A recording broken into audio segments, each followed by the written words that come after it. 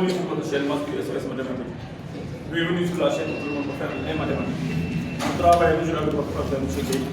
Alors, dans cette vidéo, nous allons proposer un exercice de la classe de 6e. C'est un exercice qui va aider les élèves à réviser pour les compositions.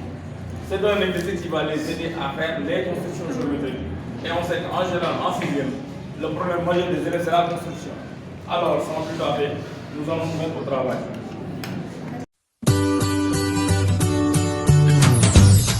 Voilà. Aujourd'hui, on va vous proposer la correction d'un exercice qui va vous aider à réviser pour les compositions du premier semestre. Maintenant, on a un exercice, c'est un exercice de construction. On a divisé ça en 6 petites questions.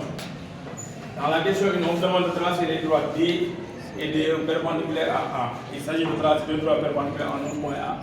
Puis on vous demande de placer un point B n'appartenant ni à la droite D, ni à la droite D. Dans la troisième question, on vous demande de tracer la droite D2 passant par D et perpendiculaire à la droite D. Et en 4, on vous demande de donner la position relative de D1 et de D2 en justifiant votre réponse. Dans la cinquième question, on vous demande de placer un point C qui est le point d'intersection des droites D et D2. Point d'intersection de droite, ça veut dire le point de rencontre des deux droites. Puis on vous demande de tracer la droite A à B. Et pour terminer, on vous demande de tracer la droite D3 passant par le point C et parallèle à la droite A. Dans la première question, on vous demande de tracer deux droites D et D1 perpendiculaires. L'élève doit savoir que quand deux droites sont perpendiculaires, se coupent en formant un angle droit. Donc je vais tracer deux droites perpendiculaires. Ça c'est la droite D. Et je vais tracer une droite D1 perpendiculaire à cette droite D. Je vais prendre l'équerre pour tracer la perpendiculaire. Maintenant, je vais utiliser les deux côtés de l'angle droit de l'équerre. Je prends un des côtés de l'angle droit de l'équerre, je le pose sur la droite D et je trace sur l'autre côté de l'angle droit de l'équerre.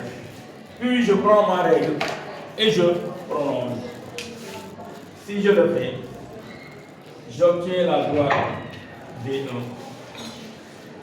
Donc j'ai la droite D1 perpendiculaire à la droite D au point A. Il faudra que je compte la vie, je marque l'angle droit et je marque le point A. Les deux droites sont perpendiculaires au point A. Ensuite, on me demande de placer le point B n'appartenant ni à D ni à la droite D1. On ne doit pas placer le point sur la droite D, encore moins sur la droite D1. Mais en contrepartie, on a plusieurs possibilités. On place la droite n'importe où. L'essentiel est que le point ne se situe pas sur l'une des deux droites que j'ai déjà tracées au tableau. Si je veux, je peux placer le point B ici. Je peux le placer ici. Je peux le placer ici. Comme je peux le placer ici. L'essentiel est que le point ne soit pas sur l'une des deux droites. Moi, je choisis de placer mon point B ici. Un point est symbolisé par une croix. Je mets une croix et je place le point B. Ensuite, dans la troisième question, on vous demande de tracer la droite D2 passant par B et perpendiculaire à la droite D. La droite D2 doit être perpendiculaire à la droite D, mais elle va passer par le point B. Ce que je vais faire, c'est simple. J'utilise toujours l'équerre. Je prends un des côtés de l'angle droit de l'équerre, je le pose sur la droite D, de telle sorte que l'autre côté va passer par le point B. Je fais comme ça. Je pose. Et toujours je trace sur l'autre côté de l'angle droit. Puis je prends ma règle et je prolonge. Je prolonge. Ensuite, je marque l'angle droit et je nomme la droite. Cette droite est appelée la droite D2. On m'a demandé de tracer la droite D2 perpendiculaire à la droite D et passant par le point B. Ensuite, qu'est-ce que je fais? On me dit quelle est la position relative de D1 et D2. Je regarde les deux droites D1 et D2. Je vais donner la position en 4.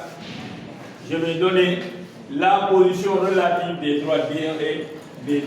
Quand on regarde les deux droites, D1 et D2, on voit que les deux droites sont parallèles. Pourquoi elles sont parallèles? Parce qu'elles sont perpendiculaires à elles-mêmes. droite. Dans le cahier de cours, on a dit que deux droites sont parallèles si elles sont perpendiculaires à elles-mêmes.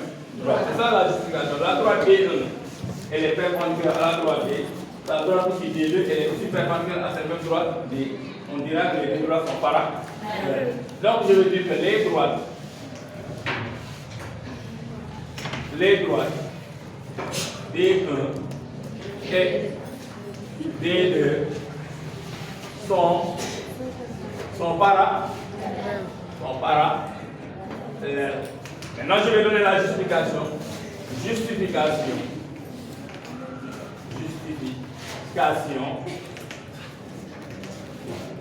Elles sont perpendiculaires à elles-mêmes. Elles sont perpendiculaires à une même droite. C'est ça la justification. Les deux droites sont perpendiculaires à une même droite. Ensuite, on vous dit, il y a une autre question. On vous demande de placer le point C, qui est le point d'intersection des droites D et D2. La droite D est là. La droite D2 est là. Je place le point C. Point d'intersection des droites D et D2. Le point d'intersection des droites, ça signifie que le point de la pointe des deux droites. Ce point, on l'a appelé C, qui est le point de la pointe des droites D2 et D. Ensuite, on vous dit, puis, trace la droite AB. Je vais tracer la droite AB. On me demande de tracer la droite AB. C'est la droite qui passe par les points A et B. Puis, je trace la droite AB. Attention, la règle ne doit pas bouger. Cette droite est la droite AB. Ensuite, on me demande de tracer la droite D3, passant par le point C et parallèle à la droite AB. Je vais tracer la droite D3, passant par le point C et parallèle à la droite AB. Pour cette construction, il faut utiliser la règle et l'équerre. Maintenant, comment se fait? On me demande d'abord de tracer une droite qui est parallèle à la droite AB, mais cette droite va passer par le point C. Ce qu'on doit faire, c'est simple. On prend l'équerre. On prend un début de l'angle droit de l'équerre. On le pose sur la droite AB, de telle sorte que l'autre côté va passer par le point C. Parce qu'on me dit que cette droite qui est parallèle à la droite AB doit passer par le point C. Puis, je prends la règle que je pose sur l'autre côté de l'angle droit de l'équerre. Attention, la règle ne doit pas bouger. Et je fais glisser l'équerre sur la règle jusqu'au point C. Jusqu'au point C. Je vais descendre la règle et je trace l'autre côté de l'angle droit. Puis, je prends la règle et je prolonge. Si je le fais, j'obtiens la droite D3. C'est une droite qui est parallèle à la droite AB et c'est une droite qui passe par le point C. Mais non, c'est une coupe pour cet exercice. Nous vous demandons de vous revenir dans les autres vidéos.